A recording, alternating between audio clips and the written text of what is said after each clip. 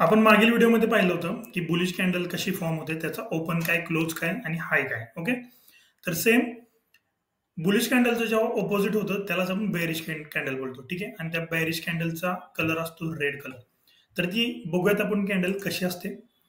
तर ती candle same form होते, फक्त ओपन इथे होते. ओके, आणि क्लोज खालती.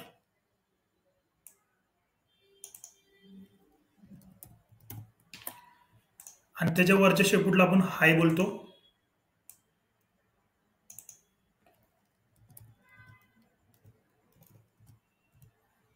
आणि खालच्या शेपूटला आपण लो बोलतो.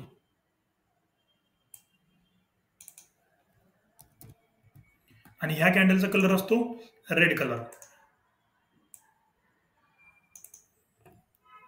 Red colour. आणि ह्या कॅन्डलला आपण बेरिश कॅन्डल बोलतो.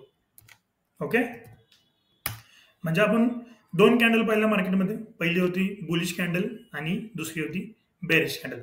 तुम्ही जर मार्केटमध्ये जर बघायला गेलं तर भरपूर प्रकारचे कॅन्डल दिसतील, पण आपण सगळ्या कॅन्डल्स बघत नाही, कारण की प्रत्येक कॅन्डलचं वेगळं महत्व आहे. प्रत्येक जण वेगळं बघतो आणि ट्रेड करतो. आपण त्यावरती ट्रेड करत नाही कॅन्डल्सवरती. फक्त आपण तुम्हाला कन्सेप्ट क्लिअर करण्यासाठी मी तुम्हाला सांगितलं की रेड कॅन्डल आणि ग्रीन कॅन्डल कशा असते. इथं आपण बघतोय ही रेड कॅन्डल आहे, आणि रेड कॅन्डल कशी पडते, खालती पडते, आणि त्याचं फॉर्मेशन पण पाहिलेलं आहे, प्लस ती कॅन्डल कशी दिसते. सेम आपण इथं बघतोय, इथे ग्रीन कॅन्डल आहे. ग्रीन कॅन्डल वरती जाते आणि फॉर्म कशी होते. ठीक आहे, थँक्यू.